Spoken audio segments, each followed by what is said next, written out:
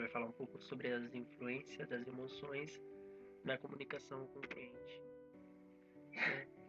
Nós somos pessoas, seres humanos, e com isso nós possuímos algumas emoções que estão sempre presentes em tudo que fazemos. Temos a felicidade, tristeza, gratidão, raiva e medo. A gente consegue muitas das vezes identificar essas emoções durante o nosso dia.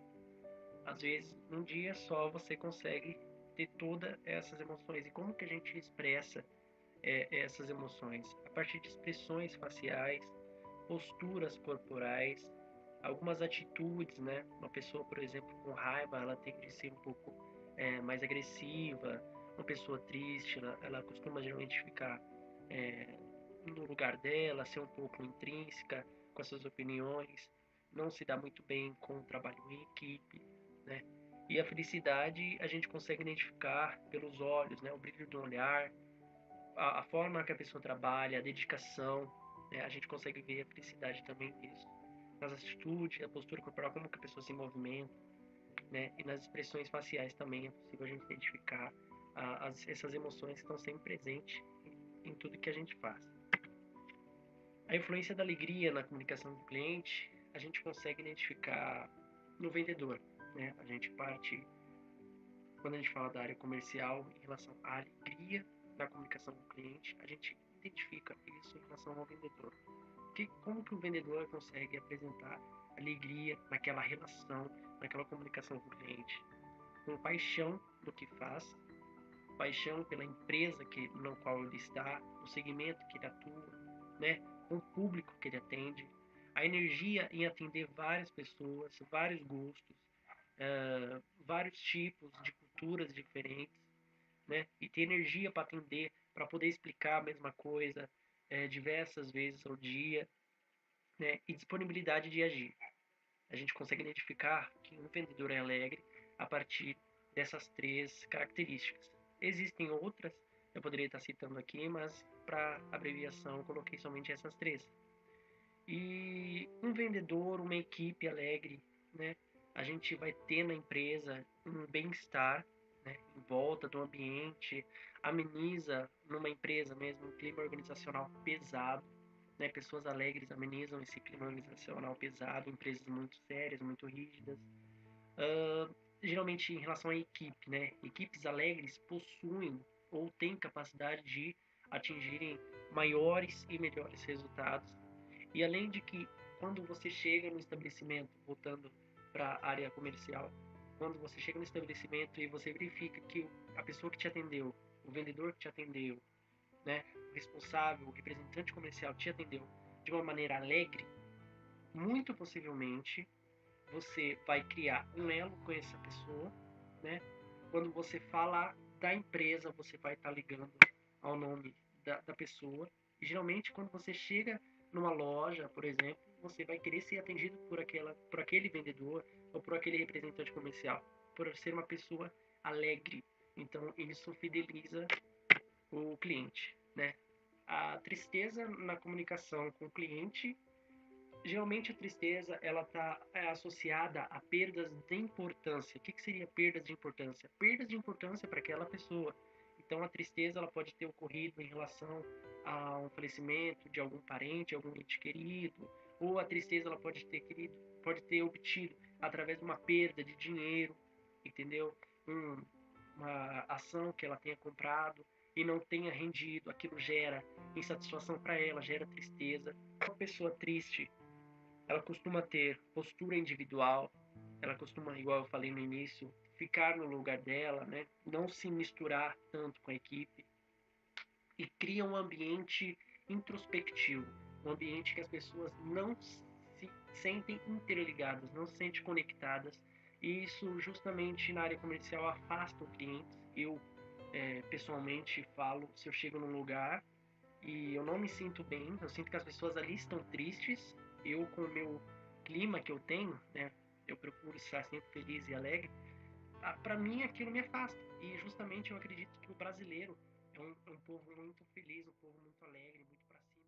Uma pessoa triste, ela costuma ter postura individual, ela costuma, igual eu falei no início, ficar no lugar dela, né? Não se misturar tanto com a equipe e cria um ambiente introspectivo, um ambiente que as pessoas não se sentem interligadas, não se sentem conectadas, e isso justamente na área comercial afasta o cliente. Eu pessoalmente falo, se eu chego num lugar e eu não me sinto bem, eu sinto que as pessoas ali estão tristes, eu com o meu clima que eu tenho, né, eu procuro estar sempre feliz e alegre, para mim aquilo me afasta. E justamente eu acredito que o brasileiro é um povo muito feliz, um povo muito alegre, muito para cima. E isso afasta os clientes, isso afasta as pessoas, né? Uma equipe triste, ela é uma equipe apática, uma equipe que não tem capacidade de se colocar no lugar do outro, uma equipe que não tem capacidade, eu digo, de atender devidamente os clientes, prejudicando a imagem da empresa, os valores e qual a percepção que a empresa deseja ter do cliente, né? E eu tenho certeza que nenhuma empresa quer ser chegada como uma empresa que possui colaboradores tristes, isso eu tenho certeza. E uma coisa é certa, o cliente não se envolve com dores e problemas alheios. Então, por isso que existe aquela frase que problemas ficam fora da empresa, entendeu? Problemas pessoais, tristezas pessoais, tem que ficar fora da empresa, tem que ficar fora da área comercial, tem que ficar fora da loja, porque o cliente ele simplesmente quer ser bem atendido, ele simplesmente quer a informação que ele deseja, ele simplesmente quer ser atendido em relação à sua necessidade e quer ser atendido em relação ao seu desejo. Ele quer chegar na loja e encontrar pessoas tristes, ele quer encontrar pessoas que solucionam o seu problema ou que atendam os seus desejos. Outro sentimento, né, seria gratidão. E voltando ela justamente para a comunicação com o cliente, a gratidão não só em relação, aliás, com o cliente, mas em relação à gratidão, ela é um sentimento de reconhecimento, né? É quando alguém nos surpreende positivamente, quando alguém supera, né, atende e supera as nossas expectativas, né? Quando a gente se sente reconhecido, igual eu falei, por algum ato que a gente fez, alguém consegue reconhecer aquilo que a gente fez, a gente sente uma gratidão na ação, a gente sente uma gratidão por aquela pessoa e muitas vezes até por questão de fornecedor, né, ou por a gente ter aquele contato, aquele elo forte todo mês de compra constante, às vezes ele pode abater um pouco o preço no próximo mês e isso gera gratidão para a gente, né? Como a gente pode gerar gratidão também para o cliente? Equipes com sentimento de gratidão. Obviamente, uma equipe alegre é uma equipe que tem gratidão. Sendo assim, os resultados são maiores, os resultados são melhores. Por isso que existe até um exemplo de companhia aérea que ela surpreendeu uma passageira com pedido de desculpa devido à mesma ter esquecido a sua bolsa na área de embarque.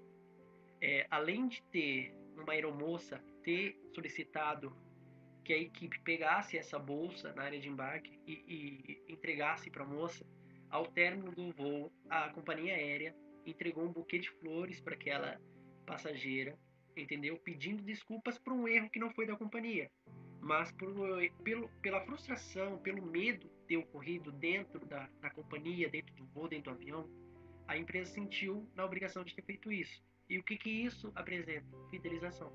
Apresenta fidelização que muito provavelmente essa passageira vai fazer as novas viagens com essa empresa, por um sentimento de gratidão ao que foi feito, entende?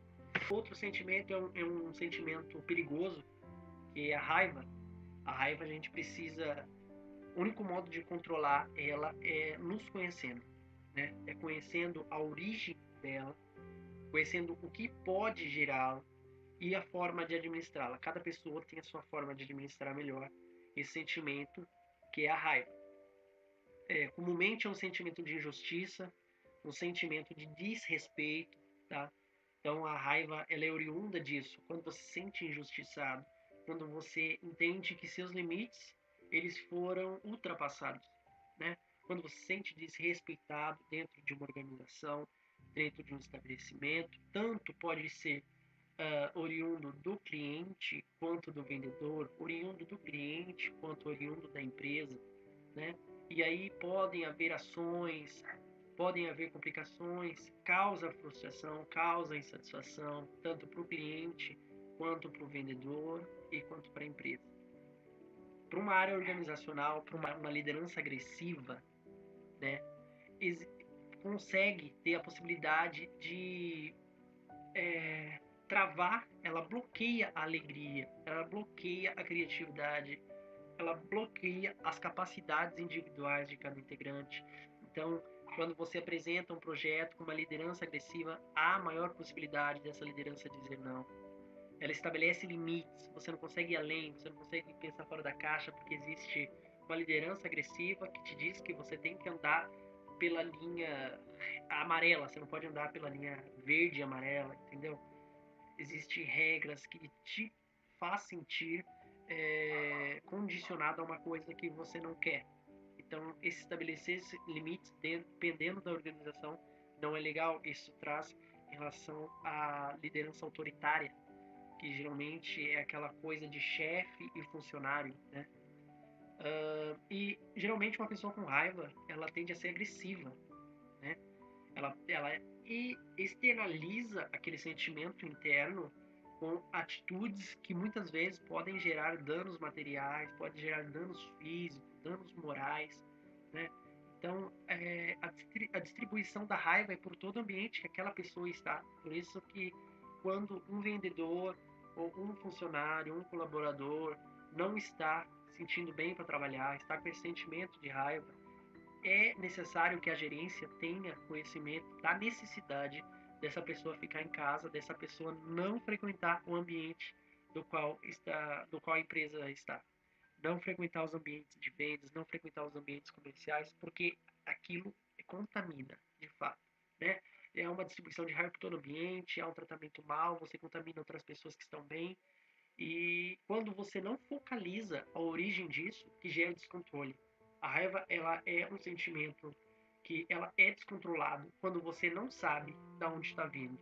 Quando você não consegue focalizar a sua resposta na onde veio esse sentimento, né? Por exemplo, numa briga familiar, você externalizar essa raiva dentro da sua empresa no outro dia, isso significa que você não tem autocontrole.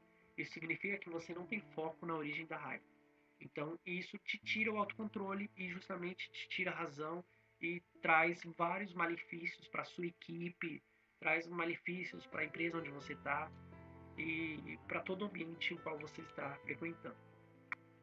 Segundo o autor Ekman, é o sentimento mais perigoso, como ele vai falando para vocês. Pode provocar danos físicos, materiais, enfim. Há situações em estabelecimentos que você pode encontrar clientes com raiva. Não com raiva de você, não com raiva da empresa, mas com raiva de situações externas do estabelecimento, situações externas à venda, que tenha origem, tenha causado isso nele, um problema que ele entrando no trânsito, alguma coisa na rua, entendeu? Então, nessas situações, a melhor opção é manter a calma e contornar a situação com a melhor opção. A melhor opção, ela não está dirigida à empresa, a melhor opção está dirigida entre ganha-ganha, né? Que seria tanto o cliente ganhar, quanto a empresa ganhar. Ofereça sempre situações, proporcione conveniência para esse cliente, dê maior atenção para esse cliente, ouça o que ele tem a dizer, independente das que as coisas que ele diga sejam coerentes ou não sejam. Ouça o que ele tem a dizer e contorne a situação, dando-lhe uma opção mais adequada para a empresa quanto para o cliente, obedecendo às políticas que existem dentro da empresa, dentro da organização, não infringindo nenhuma regra, né? E com isso o cliente com certeza ele ficará muito satisfeito na tratativa que foi dada para o seu caso e com o seu atendimento. O sentimento seria o medo. O medo ele é um sistema nosso do ser humano de autoproteção, né? Quando a gente se sente com medo é porque o nosso corpo identifica riscos, pode ser riscos à saúde, riscos físicos, riscos financeiros, econômicos. E isso gera um sentimento de medo. Medo é uma precaução ao risco, precaução àquilo que pode nos fazer mal. Porém, igual eu falo, sem o medo há maior perigo. Uma pessoa sem medo, ela pode ter atitudes que podem fazê-lo mal, porque não identificar riscos. Medo é uma identificação de riscos, né? E como que supera medo? Com coragem. Não existe coragem se não houver medo, e o medo precisa ser superado com a coragem, né? É relacionado a ameaças, que eu já falei para vocês, seriam os riscos, ameaças financeiras, ameaça de concorrência, ameaça de perder o emprego, ameaça de perder a venda, ameaça de perder a comissão. Ela está ligada diretamente à área comercial, ela pode estar ligada diretamente com o cliente, às vezes é um cliente de classe A mais, e existe o medo de não fechar a venda, existe o medo da cobrança da supervisão por que não ter fechado aquela venda. Medo é uma precaução ao risco, precaução àquilo que pode nos fazer mal. Porém, igual eu falo, sem o medo há maior perigo. Uma pessoa sem medo, ela pode ter atitudes que podem fazê-lo mal, porque não identificar riscos. Medo é uma identificação de riscos, né?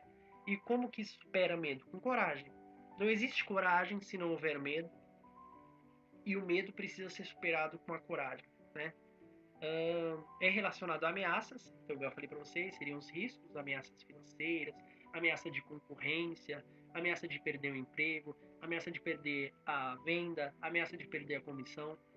Ela está ligada diretamente à área comercial, ela pode estar ligada diretamente com o cliente, às vezes é um cliente de classe A mais, e existe o medo de não fechar a venda, existe o medo da cobrança da supervisão por que não ter fechado aquela venda.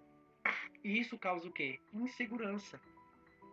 No atendimento com o cliente, gera tremedeira, informações contraditórias, dissonâncias, né? O medo entre numa organização onde o ambiente exala medo, há dissonância, há informações contraditórias. O que isso acontece dentro de uma loja, dentro do estabelecimento? Acontece que um vendedor vai falar uma coisa e outro vendedor vai falar outra. Justamente com medo de não fechar a venda, colocando, infringindo até o Código do Consumidor, que é o artigo 66, que a gente prometeu uma coisa que não existe, falar características de um produto que não existe, e isso influi em lei, né? Pode gerar realmente uma ação administrativa, quanto pode gerar uma ação preventiva de cadeia, entendeu? Suja o nome da empresa. Então, por isso que deve se administrar as metas devidamente, deve ter as métricas para que as metas sejam atingidas devidamente, deve ser calculado devidamente, para que não haja esse medo na equipe de vendas, para que não cause essas informações contraditórias, essas dissonâncias, e que o cliente não seja enganado por esse medo de não fechar a venda. Agora eu vou falar para vocês sobre a necessidade de atender bem o cliente e o cidadão usuário. Aqui eu falei de cliente e eu falei de cidadão usuário.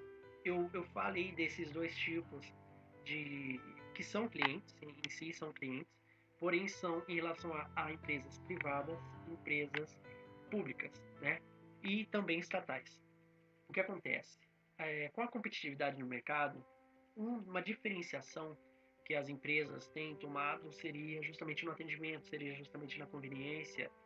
Eu posso citar aqui o exemplo do posto Ipiranga, que você chega para abastecer e ele pergunta se ele pode verificar para você o óleo e a água. Mas você não foi lá para verificar o óleo e a água, você foi lá para abastecer. E justamente esse plus faz você pensar, poxa, como eles gostam de mim, né? Como que eles me atendem bem, né? E isso é o quê? A necessidade de atender bem o cliente devido à competitividade do mercado. Isso é uma estratégia de diferenciação, né? Com isso a gente consegue fidelizar clientes, né? Segmento privado, as empresas estão fazendo muito isso, está tendo um avanço muito revolucionário em relação ao atendimento com o cliente. A gente pode ver aí os saques, uns exemplos como os saques, a gente pode ver números de reclamações, canais através de rede social para você fazer uma reclamação, né? Por isso que é necessário você trabalhar justamente para atender a necessidade de tratar bem os clientes ou o usuário. Quando a gente fala de segmento público, a a gente começa a tratar o cliente como cidadão usuário. Geralmente a gente pode falar, um exemplo, Poupa Tempo é um órgão público, porém possuem clientes, só que esses clientes são chamados de cidadãos usuários, né? E como que isso tem atingido esse setor público? Qual a necessidade de atender bem o cidadão ou usuário, né, no segmento público? É justamente a questão de rapidez na entrega de documento, né? A rapidez na entrega de você conseguir programar o dia da sua casa, você não chegar lá e encarar uma fila enorme para você fazer o licenciamento de um carro, para você fazer o pagamento do IPVA, para você fazer a documentação, para você solicitar, fazer um boletim de ocorrência, né? Você consegue fazer tudo isso de casa, chega lá, espera um tempo com uma senha, às vezes esse tempo é superado a expectativa, você chega com uma expectativa de você ser atendido em 20 minutos, muitas vezes ser atendido em 10. Então, isso é atender bem o usuário, né? É trazido essa visão comercial para a área pública, em questão de políticas também. E além do cliente que a gente fala, que é o externo, a gente precisa trabalhar o interno. A gente precisa entender o cliente externo quanto o cliente interno. A gente precisa ter a necessidade de resposta tão boa para o cliente interno quanto a gente tem a preocupação de ter para o cliente externo, né? Se a gente não tiver uma integração, trabalhar o nosso público interno da maneira que a gente deseja que eles atuem com o público externo, a nossa interação com o mercado vai ser totalmente falha. Não existe estratégia que dê certo se você não aplicar, primeiramente, com o público interno. Você precisa treinar o pessoal de forma que eles possam passar para o cliente a percepção correta. Então, essa é a necessidade de atender bem o cliente, o usuário, externo quanto interno. O que essa necessidade faz com uma empresa, com uma organização? Ela inova, né? A gente vê a inovação nesse atendimento, né? Nessa preocupação do cliente sair satisfeito do seu estabelecimento, do cliente sair satisfeito da prestação de serviço. Isso altera processos. Alguns autores dizem que isso reduz custos. Pode acontecer, mas a tendência é aumentar o custo. Quando você aumenta o custo, você gera um preço um pouco elevado. Só que quando você trata bem, você trabalha na satisfação do cliente, você fideliza ele. Então, a proporção de volume e custos, elas se pagam. E muitas vezes superam, o volume supera a taxa de custo que é empregada para atender bem o cliente, entendeu? Para satisfazê-lo, né?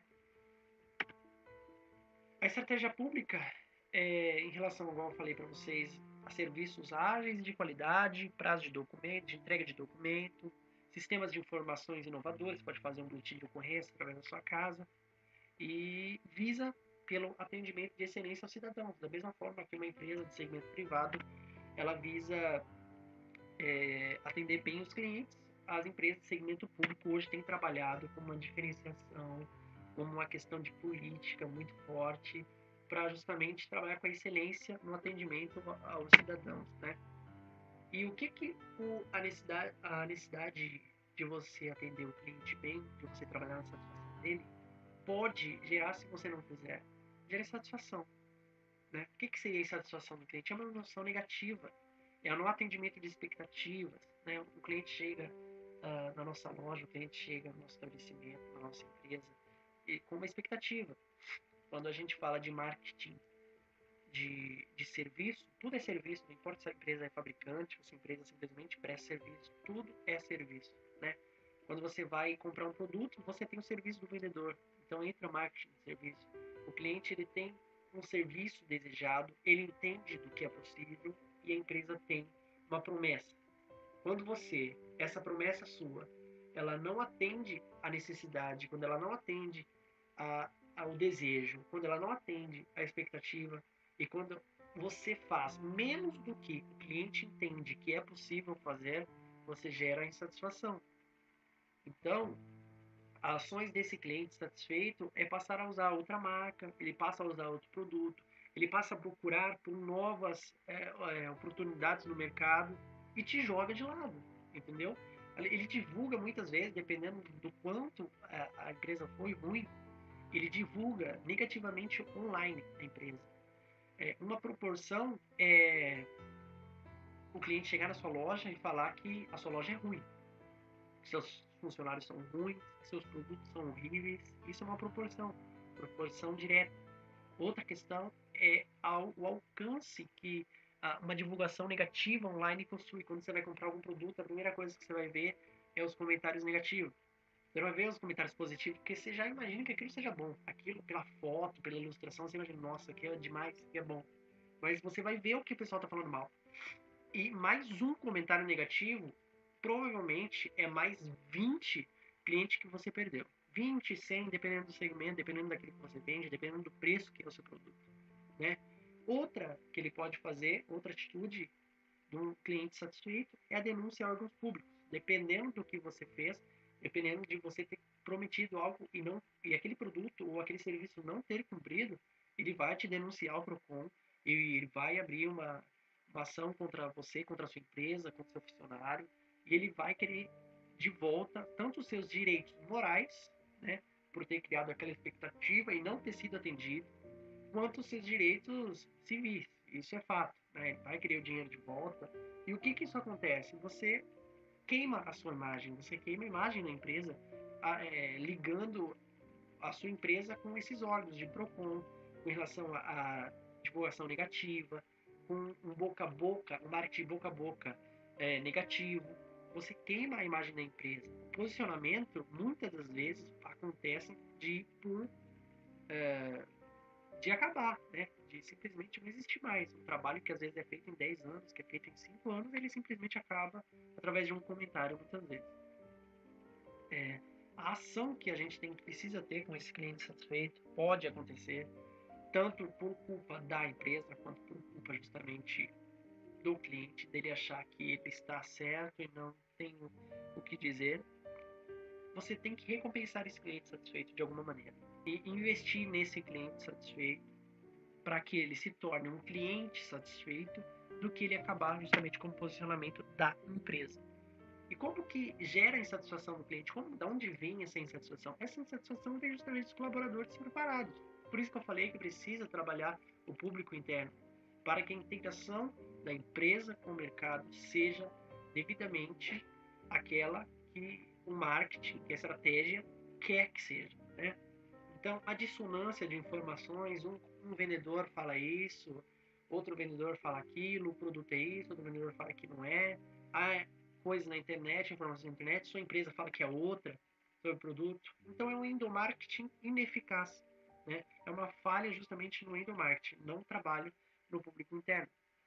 Muitas vezes o tom de voz, né? A origem dele está está pelo tom de voz, você consegue identificar a insatisfação desse cliente através do tom de voz dele, que ele fala com você, né, justamente como canal vendedor, as expressões que ele faz quando você fala alguma coisa, né, ou pela linguagem que ele utiliza no meio digital, extrapolando a, toda a moral que a gente tem, né, toda a moral que a empresa preza.